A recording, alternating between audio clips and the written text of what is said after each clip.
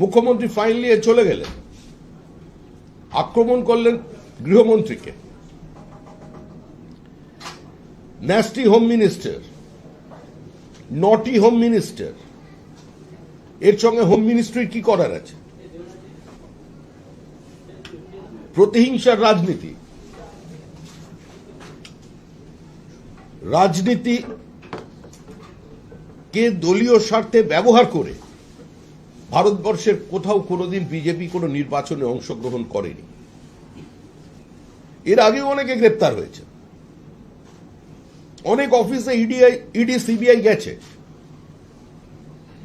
বহু জায়গায় ইনকাম ট্যাক্সের অফিসাররা রেড করেছেন, জিএসটি রেড হয়েছে। কিন্তু একটি বিশেষ অপরাধীদের সঙ্গে যারা যুক্ত আছেন সেই তদন্ত প্রক্রিয়া, এবং পশ্চিমবঙ্গে অধিকাংশ তদন্ত চলছে মহামান্য আদালতের নির্দেশে। একদিকে আদালতের অবমাননা, অন্যদিকে সরকারি কাজে হস্তক্ষেপ, কর্তব্যরত আধিকারিকদের উপরে আক্রমণ, তাদের কাছ থেকে কাগজপত্র ছিনিয়ে নিয়ে যাওয়া, প্রমাণ লোপের চেষ্টা, অপরাধীদের আড়াল করা, তাকে বাঁচানো, নিজের দলকে এই অপরাধ থেকে বিচ্ছিন্ন করবার যে প্রচেষ্টা মুখ্যমন্ত্রী করলেন, এবং যেভাবে উনি ভারতবর্ষের গৃহমন্ত্রী, ভারতবর্ষের প্রতিরক্ষা মন্ত্রীকে আক্রমণ করলেন, এটা নজিরবিহীন হয়ে গেল। সারা দেশের মানুষ পশ্চিমবঙ্গের প্রকৃত চিত্রটি জানতে পারল। কোনো মুখ্যমন্ত্রী কোনো দপ্তরে কোনো তদন্ত চলছে, সেখানে মুখ্যমন্ত্রী সরাসরি গিয়ে এভাবে হস্তক্ষেপ করছেন, এই নিয়ে এটা 3 বারের ঘটনা ঘটল। রাজীব কুমারের ক্ষেত্রে একবার হয়েছে, তিনি ধর্ণা দিয়েছিলেন, এভাবে কাড়াকাড়ি করেন। তারপরে ফিরহাদ হাকিমের ক্ষেত্রে তিনি সেখানে অবস্থান করেছেন, সেটাতে হয়তো প্রতীকী প্রতিবাদ ছিল। কিন্তু আজকে রাজ্যের মুখ্যমন্ত্রী যেভাবে একটি অফিসের মধ্যে ঢুকে গিয়ে সেটাকে দলীয় কার্যালয় হিসেবে স্থির করে দিলেন, তাহলে তৃণমূল মানে কি? এটা কি রাজনৈতিক দল?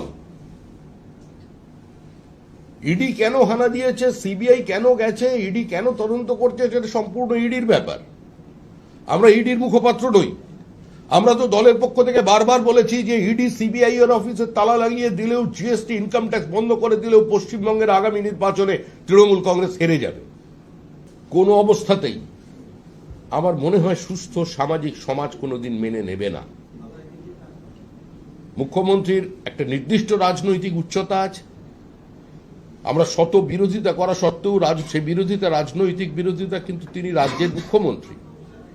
তার সংসদীয় রাজনীতিতে, সংসদীয় গণতন্ত্রে তার একটা নির্দিষ্ট অবস্থান আছে।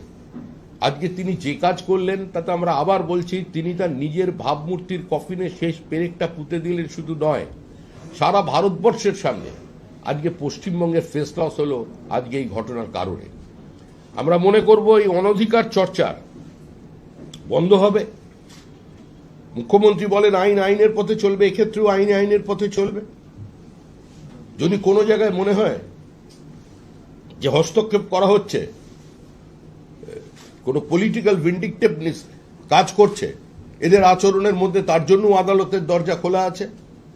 একটা স্বাভাবিক সুস্থ সমাজে এই ঘটনা প্রত্যাশিত নয়, এবং আশা করব পশ্চিমবঙ্গের মানুষ এই বিষয়টি সম্পর্কে সচেতন হবেন, এবং এই বিষয়টির মাথায় রেখেই তারা আগামী নির্বাচনে সিদ্ধান্ত নেবেন।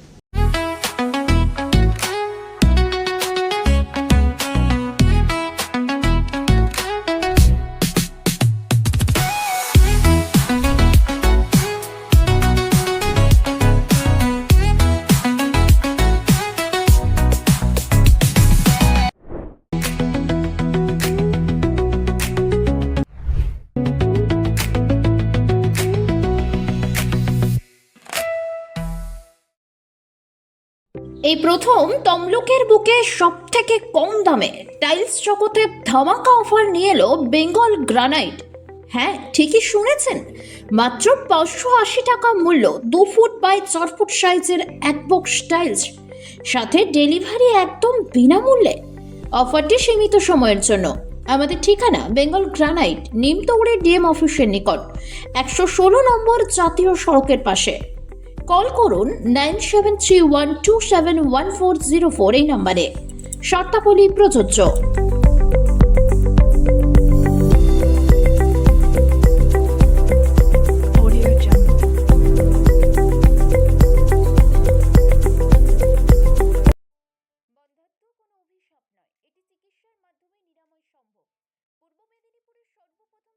বেবি সেন্টার এখন তমলুকে।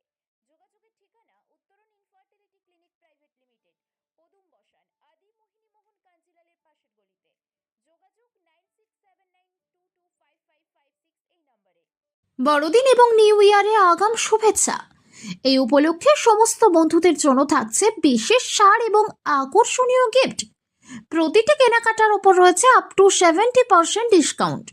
এখানে রয়েছে সমস্ত ব্র্যান্ডের স্মার্টফোন, তাছাড়াও এসি, ফ্রিজ, ওয়াশিং মেশিন। এছাড়াও থাকছে ভিভো, ওপো, স্যামসাং এবং রিয়েলমির বেশ কিছু প্রিমিয়াম ফোনে বিশেষ ডিসকাউন্ট এবং আকর্ষণীয় গিফট।